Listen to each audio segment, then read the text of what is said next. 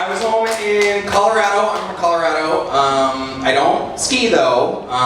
In fact, no one in my family skis, which is a bit of a cardinal sin in Colorado. You know, it's like they say, a Colorado family that's happy not skiing is like a Catholic family that's happy.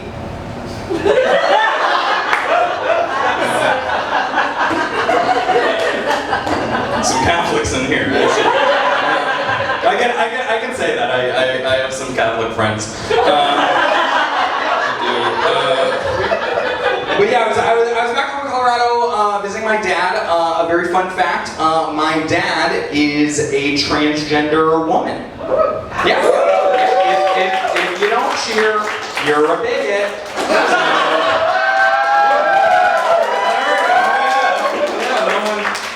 To be a bigot in 2021.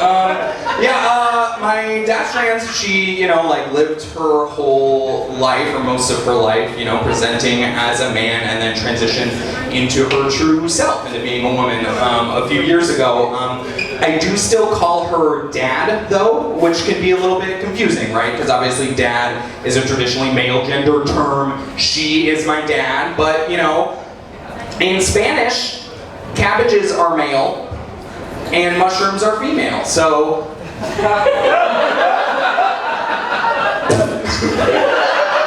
gender, and to be clear also about my dad, she started transitioning actually quite a few years ago, right? So she started transitioning before it was cool, I guess what I'm saying is she's not a bandwagon woman. That's terrible. That's a bad joke. That's bad to say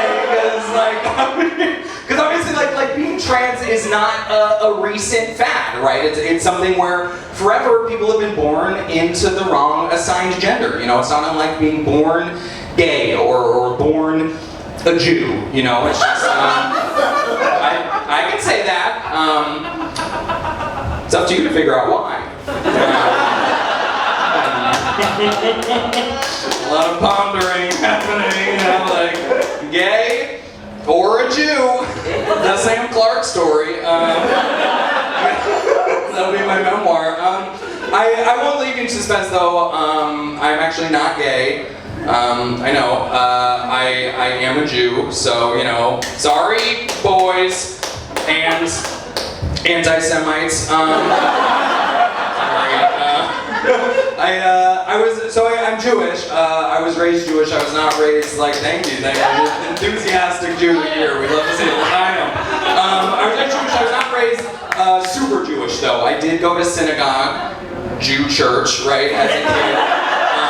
But it was a Reconstructionist Jewish synagogue. Now, for those of you who may not know what that means, most of you, except him. Think about it like this. If Orthodox Judaism is the dark beer of Judaism, yeah, then Reform Judaism is the light beer of Judaism, then Reconstructionist Judaism is Capri Sun.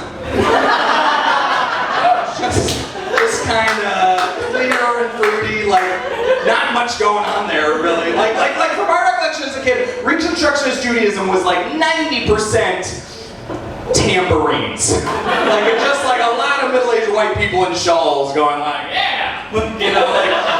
Our rabbi looked and sounded like Roseanne, okay? That was kind of the vibe. I digress. My dad. I was talking about my dad. Like I said, my dad transitioned a few years ago, so as a result of that, I've been thinking a lot more about trans issues, about prominent trans people in the media, right? And I think I've decided, hot take here, I'm not the biggest fan of Caitlyn Jenner. Settle down. Here's why, right? First of all, there's no doubt that what Caitlyn did, a few years ago in terms of, coming out in such a visible way and bringing visibility to the trans community at the time was huge, right? There's no doubt about that. There's also no doubt, though, hold on, that she killed someone with her car, right? So strike one.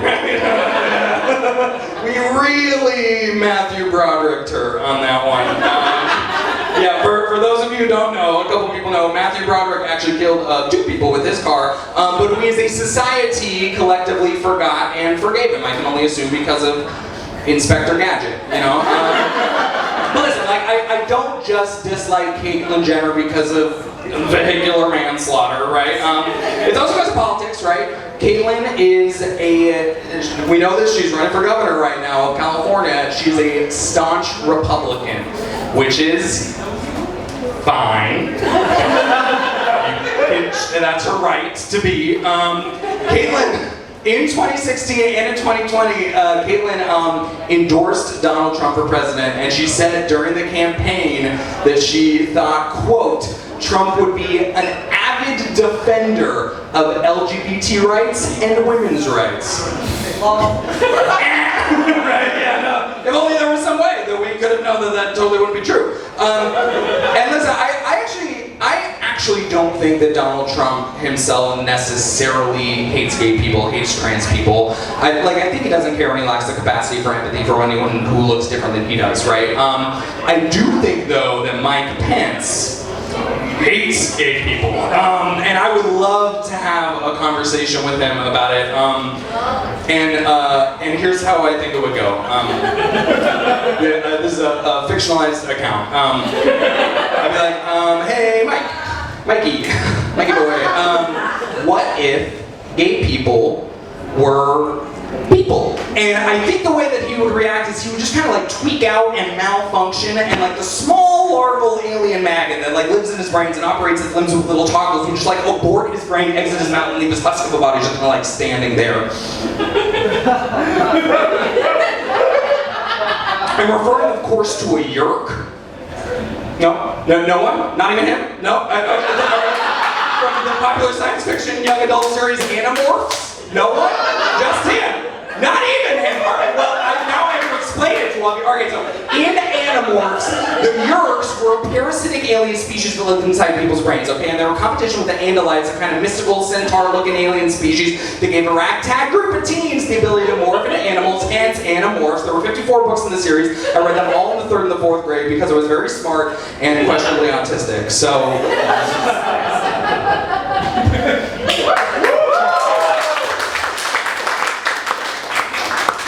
That's Animorphs. And I don't have a takeaway from that. I have not a single takeaway from that. Let's talk about this, right? Yeah, Free Britney. Yeah, thank you. Free Britney. Listen, I'm obviously a big Britney fan. My friends who are here might know this about me. I actually own 7 Britney Spears shirts, which is a poor excuse for a personality, but it's what I went with. And we're in too deep now, right? Like having one Britney Spears shirt literally just like that means that you saw it in the Target graphic tee section one day and you were like feeling a little frisky, right? Like 2 or 3 Britney shirts, like you're a fan. Like 4 or 5 is a little overboard, and 6 and up is a cry for help. I don't know. It's no shave your head, but I mean, like, let's talk about it. Like, Free Britney, there's all the news of her conservatorship and everything. Like, her dad and some lawyers are like completely controlling her life. It's like super, super fucked up right now. And there's news now that because of that, she was saying that rather than allowing her father and the conservators to like keep control of her, that she might retire and end her career, which I think is like amazing that she'll finally like be able to take control of her life, right? It also ruins my summer Vegas plans. Kind of selfish. But like the whole thing, like you think about the whole thing and it's like, it's toxic.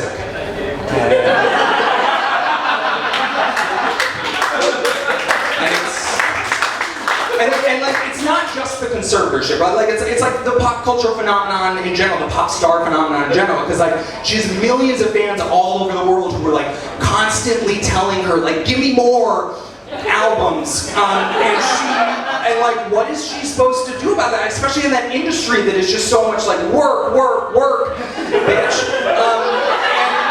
And the paparazzi too. It's like they're monitoring her every move, and it's like any little slip up that you and I could have. Like she has something like that, and it's like, oops, I did it again. And they're watching her, and the toll on mental health that has. It feels like it's just like dot dot dot. Baby, one more time could be the last. Womanizer is another one of her songs. Listen, that was less a series of any jokes whatsoever, and more just a litmus test of your collective knowledge of Britney's deep discography, and you did pretty well. Pretty well. You did all right. Like, you know, next time you'll be stronger. And I really should stop. But it is my prerogative. And I do feel lucky to be on stage. Thank you so much.